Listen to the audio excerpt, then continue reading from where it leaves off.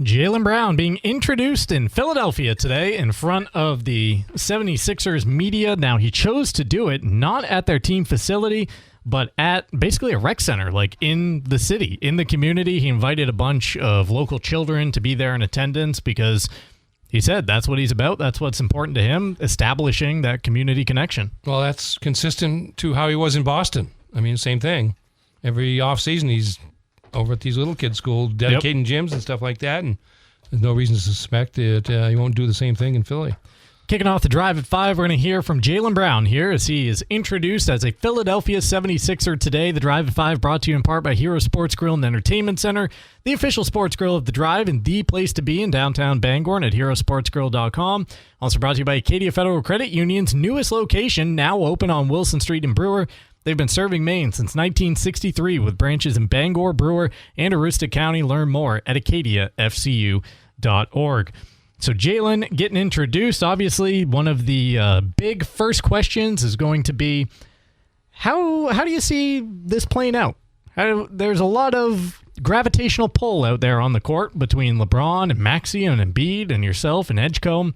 How do you see this thing going in Philly? Here's Jaylen's answer. I suspect he may wind up playing he's going to score his points. I think he might wind up playing a big role defensively. Oh, yeah. Because there are a lot of LeBron's not wings. that guy anymore. It's not LeBron, and it's not Maxey, and it's not Edgecombe, and it's not, it is maybe near the basket when he's healthy, Embiid.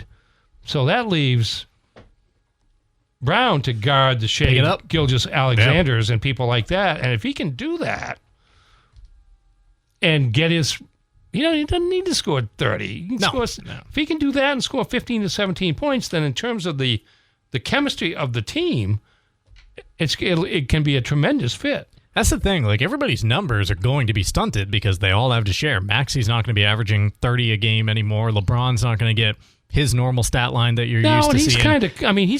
They're talking about him kind of being the point guard. He started with the Lakers. He started last year, became the third option behind Luka and Austin Reeves, who just got a big contract. So he's he's 41, going to be 42. So he's kind of understanding where he's at. He's not somebody that's going to play 40 minutes, 81, 82 games. So he's already on that path. But if you think about those 5 guys, it makes sense. Jaylen Brown can be a very good defender. Yeah, he can. And you look at the rest of that lineup, where's the defense coming from? Yeah. He's a guy that it looks like a lot of high-octane offense. Can provide it. But he's a guy that can shut other people down. And he's smart enough to understand that. So it's a question of how important he figures that is to that next contract that he still hasn't got yet. So, but I think he's got great potential to. If they played the Celtics right now, he's guarding Tatum. There you go. Yeah, that's just one example. Right on him. That's just one example. He's not going to guard guards, but he's going to guard wings. Yep. And Tatum's. He's not a guy that goes in the post. He's essentially a big He's a finesse wing. guy, yeah. Yeah, he can handle the basketball and from outside in. Got all the he's a very good player. He's one of the best in the world. But he's not a guy that's going to take advantage of being 2 or 3 inches taller than Brown and just use him up in the post. That's just not how he plays the game. And so, that's going to be fascinating when that sets up. I don't know who the Celtics. I don't know who the Celtics have that can guard Brown, for crying out loud. At this point, well, Paul George kind of did it for 5 or 7 games in a playoff series, but that's, and I'm not too high on that front. Along those lines, though, talking about figuring out the roles on Philadelphia, finding where everyone's going to fit in, that's another thing that Jaylen was asked about, everyone's ego maybe having to take a little bit of a step back. He says, shouldn't be an issue. There he is, hitting that word again. So was he trying to tell us he's not the smartest guy in the room right there? But he used... he enjoys learning. He used learn 6 times in about 30 seconds there. He likes to learn. Fighting back against narratives. Part of me, and of course, I if it wasn't done, this trade was never made, I'd be very happy because they would be... Sure. Celtics would be a contending team for for a championship, and I don't know if they are right now. But he's able to start anew. Mm-hmm. Actually, both of them are. But Brown is able to start anew without any of the baggage of the previous 10 years. Yep. There's no, him against or with Tatum, however you want to describe it. They have not talked, essentially, since the trade has been made. They asked him if he'd been in contact with him, and he said not really. Yep. Which to me suggests there might have been a text or something, but nothing of significance. Yep. Especially if you want to have the belief that they're best buddies and conversed a lot. I mean, they were teammates, but they weren't. They weren't work pals. They got along where it was necessary to get along. That's exactly right, and that's okay.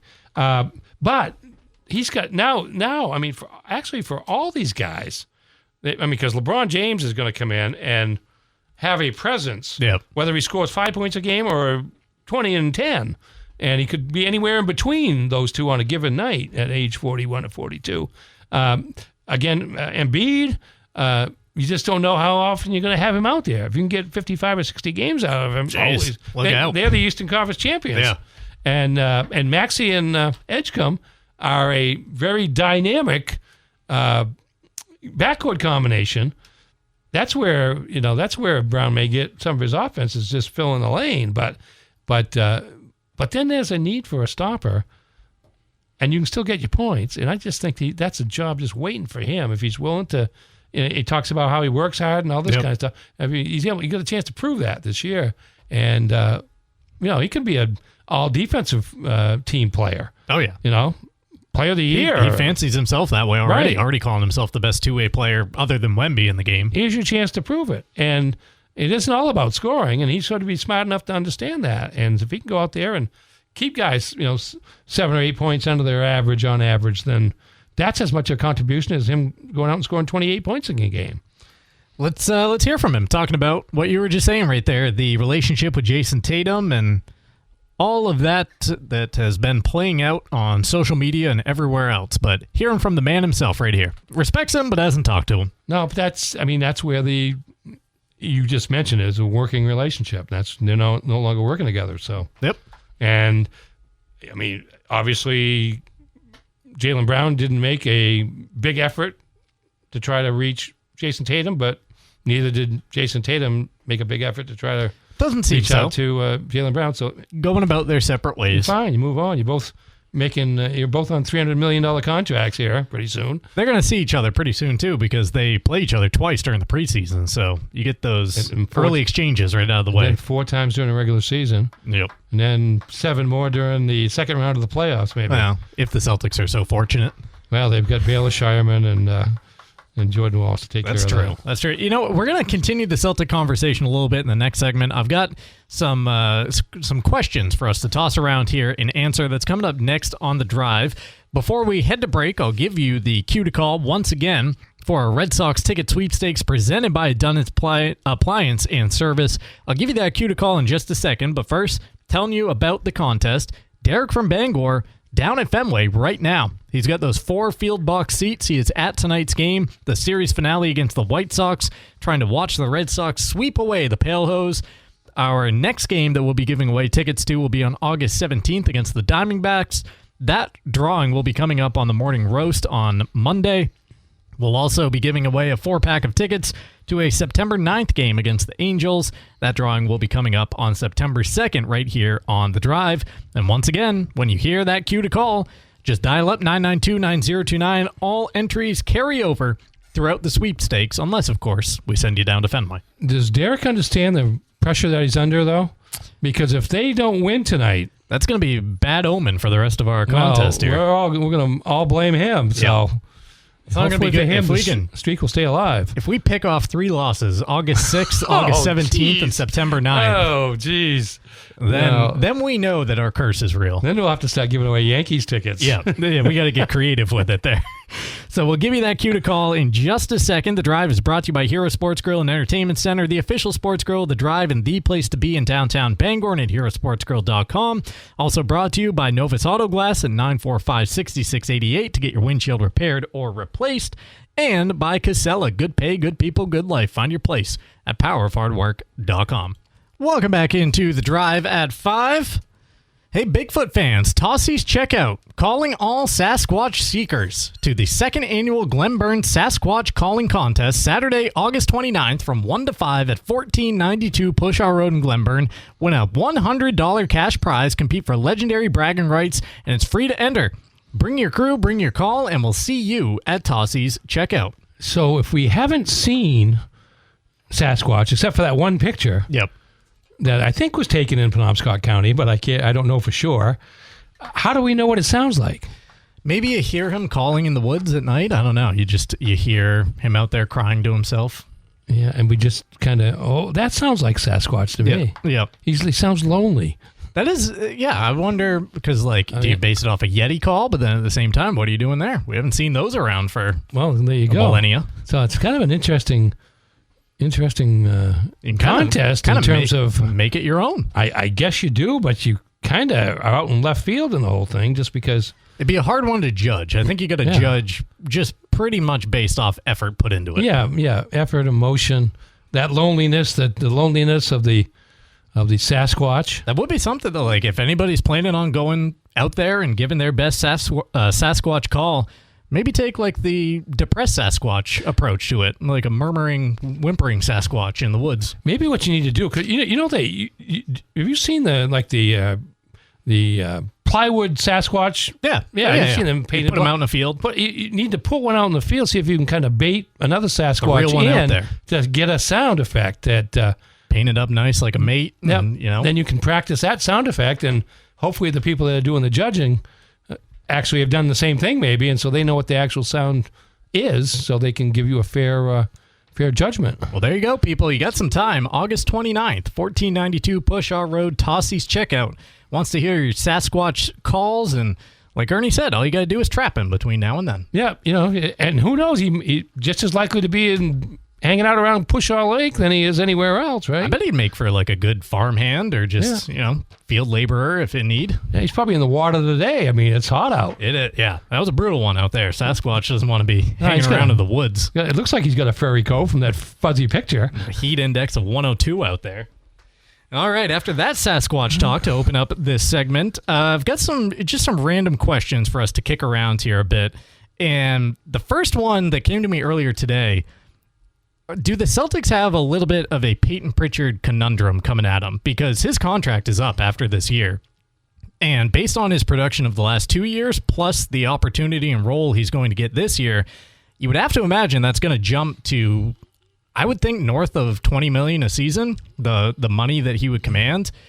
Do you see what is out there for a Payton Pritchard market pre-trade deadline this season to try to get out in front of that? Or do you just want to commit that money to Payton Pritchard in the future after a summer of talking about how money cost us to not having Jaylen Brown? Well, it's going to give you a chance to find out what he is worth offensively as a player this year, I think, because they're going to need his offense even more than they've needed it the last couple of years. But his current contract is, I think it was 4 for $48.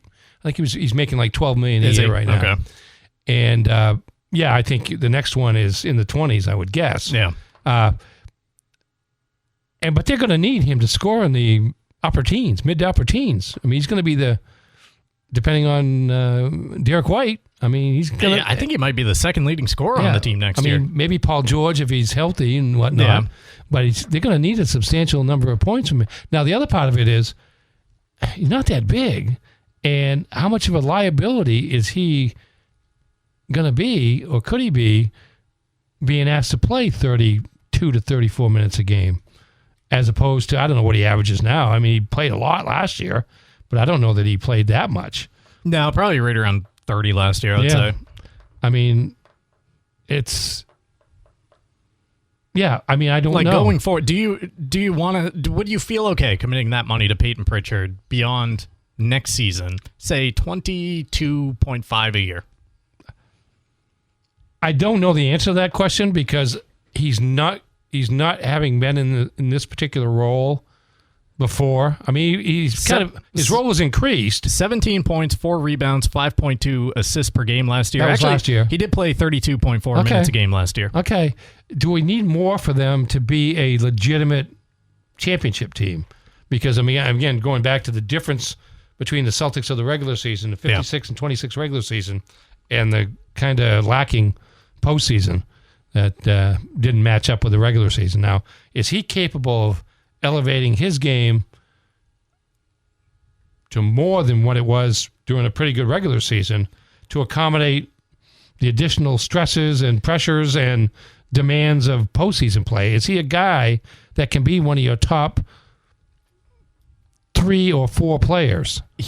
Now, I don't know about postseason, because I will always maintain that's just a different kind of basketball that Payton Pritchard gets away with a lot in the regular season, because a lot of teams play half-speed defense. They're not just selling out on that end.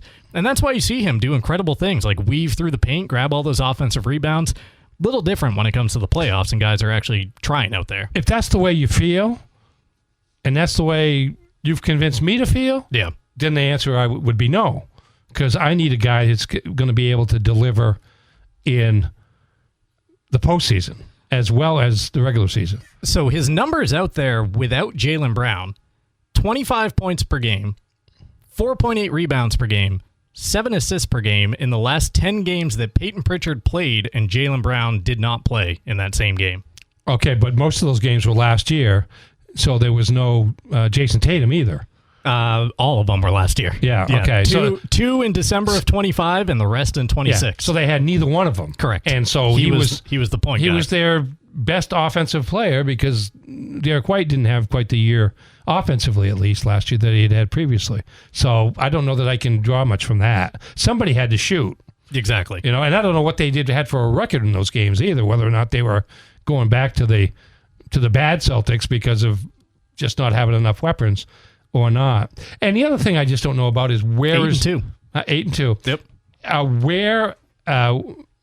What's the magic numbers in terms of team payroll coming up, and how much of that's a reflection? That's what. If you talk about $20 million, how much of that is a reflection of the numbers going up? And so, what was $12 million in 2023 is equal to 19 or 20 million in 2028 or 29. Yeah, that could certainly have a role in it if it continues to go that way. I think they need. I would prefer that Payton Pritchard remain a third guard. Yeah. And get 27, 28 minutes a game. Derek White, has a role. I mean, I don't know if he's getting old. He didn't have the year last year that he had the previous years, but he's still top-notch defender. It's just we need more offense out of him. And I don't know. They really don't have another true pure guard. Ball handler, point guard. Because you think of like Ugo, he's a wing in my head. Yeah, he's a wing. He's certainly not a ball handler. I mean, no.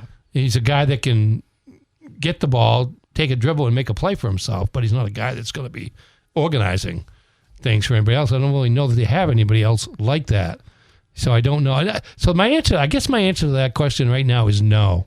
It was just kind of something that happened to dawn on me earlier today. Like, he's going into a contract year, and he's got the chance to make himself a ton of money.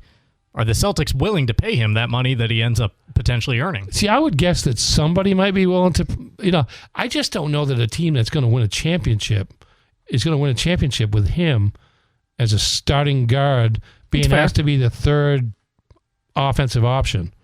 I just don't know. I don't know. Maybe it's just because he's been around for so long now. I mean, he's 4 or 5 years in smaller roles, in that complementary role. Yeah, exactly. Now, and again, you can't judge regular season versus postseason. Now, I'm sure he could go out and do what he did last year in the regular season. 17, 5, and 4. Again, I mean, he's going to get enough shots. And he's got a knack. I give him credit. He's got that knack of being able to dribble into the paint and then fading away because he's had to play like that his entire life, right? Shoot over guys. Yeah, so he's gotten pretty good at that, actually.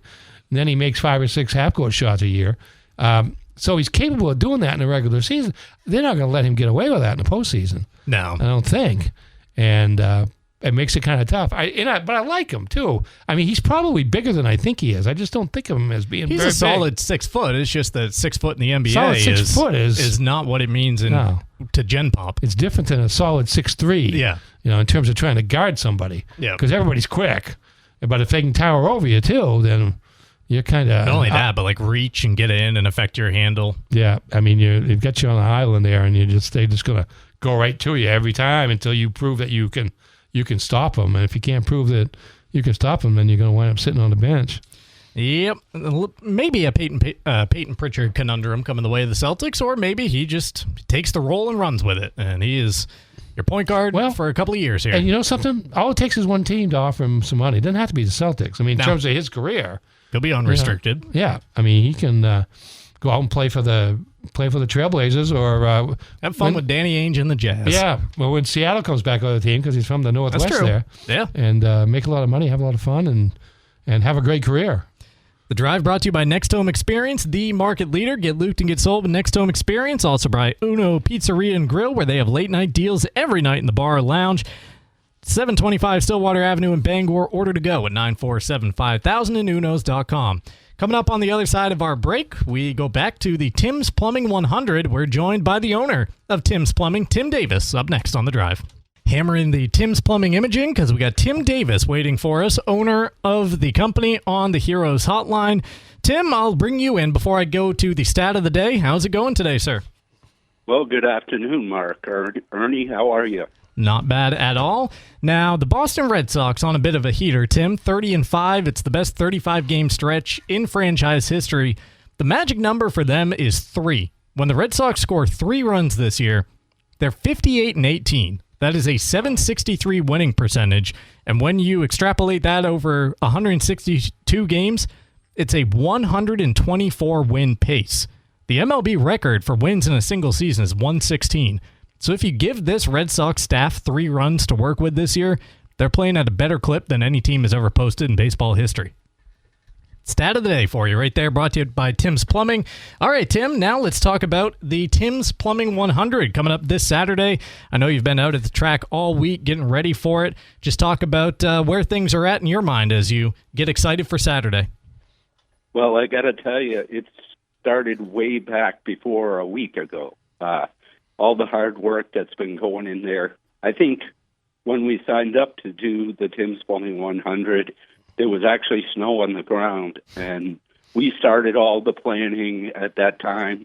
And one of our big goals is to set an all-time attendance record for that weekend. So we have been hard at work. Do you know what the record is, or can you recall an event that might have drawn a record crowd as something in the track's history? Well, I do know the monster trucks usually always would pull in a big show. I don't have an exact number, but whatever it is, we want to see standing room only. So that's our goal. Now, Tim, we've had a conversation on this subject because, again, I'm the voice out there at Speedway, as Ricky let the cat out of the bag in the first hour. But so I've had you on. I wanted to ask Ernie about that. Ernie, what's it like working with the voice of Speedway? Well, I was wondering why I had to bow when I would come into the studio every day when I would show up to do the show. And I said I just went along with it because I like doing the show. But now I kind of know why, and I'm not really happy about it. Hey, you got an in out there. I got to tell you, Mark really brings the Speedway to life. You don't always see him because he's up there in the booth, but it's like the track is actually speaking to you. Well, I appreciate that, Tim. I'm glad that what I'm doing is frankly legible because, again, this is a new world to me. So I'm trying to figure it out as I go, trying to get better every week, just kind of stack that confidence one week over the next. But let's talk about your involvement in local auto racing. I know it's a passion of yours, getting involved out at the track this year. You got a couple of drivers that are going to be featuring this weekend. Just talk through all of that. Well, I got to say I've been involved in racing since probably since 8 years old. So, and those of you that know me, that was a few moons ago. But, locally, there's nothing like it. The local racetracks and Saturday night racing really grew the whole sport of what today is now NASCAR racing on the highest level. But just getting out there, people that haven't been, they don't realize the excitement, the build-up, and it's more than just the race itself. It's the culture, the visiting. You see your neighbors out there every week, and they'll call you and say, "Hey, what time's the race this week?" And it's a great time to get together. And of course, so you've been affiliated with Speedway 95 for a long time, and Del Merritt did a great job with it. What do you see? What's different now with Ricky Craven bringing all his energy to the operation? Well, first of all, Ricky is doing an amazing job. The transformation. I live probably a good drive and a pitch and wedge away from the track. So every day I go out there or go by, I can see the work that's going in there. And, it takes a lot of work. We have a lot of fun so far, but it's also a lot of work, and it takes a team.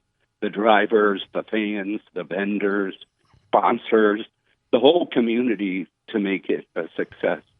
About a drive and a pitching wedge away. I've never heard length described in golf vernacular before, but Tim, I'm stealing that from you because I really like that. So I'm going to have to start applying that to my life. But let's talk about the weekend out there because like Ricky said last hour when he joined us, it's not just the races on Saturday. You got stuff going on tomorrow night in the VIP tent. It's going to be a big event this weekend. Yeah, tomorrow night we have Bullseye Band coming. A local band right here in Herman, Maine, with another local legend, Jeff Budge, who, I don't know if you know this, but he's in the Country Music Hall of Fame. Is he the guy that used to...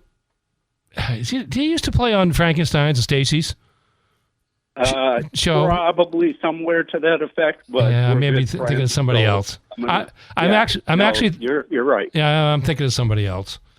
I know who I'm thinking of now. I used to watch that stuff when I was a kid. Yeah. What else you got going on out there, Tim, though? Well, besides the band, we have, free spin the wheel going on. Some of the prizes that are going on race day are you spin the wheel, you land on the pace car. Ricky's going to give you a ride in the pace car. And along with all the really spectacular prizes, which are Tim's Plumbing swag. Oh, there we go. Got to make sure that gets out in the you crowd. Get any of that, Mark? Before you're, I've actually got a T-shirt in my car right now. I got Ricky surprised. Gave me one of them earlier today. Very sharp T-shirt that you've done up, Tim. So who knows? Maybe I'll don that at the track this weekend. Yeah, we're going to be giving out T-shirts. They're going to have the T-shirt cannon going throughout the races. It's just going to be a fun day for everyone. Kids are going to love it. That T-shirt cannon is dangerous because it's yet to be really dialed in. The first couple of weeks, they were standing right on the other side of the fence and just launching it over the grandstand because that thing has some horsepower in it. Now they've almost had to back up to the infield just to get the trajectory so it floats over into the stands. But sometimes they'll be playing around with that up in the booth before intermission just to make sure it's firing and everything. And I'm sitting there and all of a sudden just a cannon of air comes shooting at me. Well, yeah, they were having a good time there a couple weeks ago when there was 25-mile-an-hour wind trying to get it over the fence. Yeah. That was pretty funny. It is. It's fun calling it. But we also, also in the hospitality tent, we're getting some drivers to come over. Some of my drivers, actually, the 27s, Bryson and Brenton Parrott, who are just phenomenal, some of the best drivers out there. Has it achieved your expectations for what was going to happen at the track under Ricky's ownership half a year into it, or has it surpassed it at this point? What would you say? And what would you say has been the biggest change in the facility? Well, there's no doubt that it's exceeded my expectations, but like any business owner, you have to have a vision and you have to see that in the future, and I think Ricky does a great job with that. He knows where he wants to go and he has a great team to help him get there. The scoreboard, the retaining walls, the new fence by Allen Farm Fence. What an awesome job. I think it's way ahead of schedule. Yeah, it is. Like, if you ask him, he'll tell you that it's kind of on year 3 or 4 of where he envisioned year 1 being. So I think it's certainly been impressive to be a part of, but also kind of impressing those who are leading the way out there just as to what that response has been. Once again, Tim Davis, the owner of Tim's Plumbing. We got the Tim's Plumbing 100 coming up on Saturday night to cap a great night of racing out at Ricky Craven Speedway, presented by Bar Harbor Bank and Trust. Tim, can we expect to see you down there on the track before the race? Oh, absolutely. And before the Pro Stock race, I'll be giving out the Tim's Plumbing Pole Award, which is one of my favorite things to do. Shake hands with the drivers, congratulate them, because to get that award, you have to be as fast as Tim's Plumbing. Mm-hmm. There you go. I like that slogan. Did you ever race yourself? Absolutely. Any type of racing, I can race on my lawnmower, go-karts, out on the track. You name it, I'm into it. I'm not shocked to hear that at all. Sounds like it's part of Tim's blood. Outstanding, yeah. All right, well, Tim, we appreciate you coming on the show today to talk about the event coming up this Saturday, the Tim's Plumbing 100 coming to Ricky Craven Speedway. Get out there, get a chance to spin Tim's prize wheel, make yourself a winner, and it should be a great day out at the track, Tim. Thank you, gentlemen. Yeah, thank you as well for joining us here. Tim's Plumbing 100 coming up Saturday night at Speedway. Right now, we got to take one final time out. I was just going to say, the actual racing starts about 5 o'clock. 5 o'clock with heat races. With heat races leading up to the... Goes about 5 to 6. Okay. We set the lineups for the feature races and then off and running. But they're out there all afternoon. Oh, God, yeah. I mean, getting ready. If you want to watch cars. From the moment I arrive, they've already been on the track for 5 hours at that point. Yeah. So it's a day long. You can make it a day long. Oh, yeah. Worth of action. Yeah, I think the pits open at like noon. They open nice and early. Yep. We got to take one more time out. We got buzzer beaters coming up next. We also have to figure out a Sox prop before we end this program. Hasn't been a good week for us here on the drive. Hasn't been a good couple of weeks in terms of Sox props where we are now. Oh, look at it. Yeah, we've dipped under 500 for the year, 25 and 26. 0-2 this week. I think we're 1-2 last week. We've gone on the pitchers each of the first 2 games of this series. So I say, let's take a peek at the lineup tonight. Take a peek at the Red Sox lineup. They're hitting the ball well. The guy going tonight for the White Sox is Luis Castillo, who, you remember him when he was good with the Mariners. Not the case anymore. 3-9 with a 5.06 ERA. Yeah, that's all with the Mariners. This is his first start for the White Sox since the trade at the deadline. So who knows what that'll mean for him on his first stop out. But it's not been a good 2006 for him. I mean, he was like a borderline all-star caliber pitcher for a while there. Yeah, he was. With Seattle. Let's see here. We could always do Red Sox race to 3 runs. They've been scoring early and often, trying to pile on it. Their line tonight, Castillo's got a 5 ERA, and the Red Sox run line tonight, 5.5. You think they can get there? Yep. All right, taking the over. Red Sox to score 6 against the White Sox and sweep them to head toward an 8th straight win. They've already won 9 straight series. We will be back here tomorrow from 4 to 6. I'll be in the studio. Jim will be up in Orono for University of Maine Athletics. You won't want to miss what's coming up tomorrow on The Drive.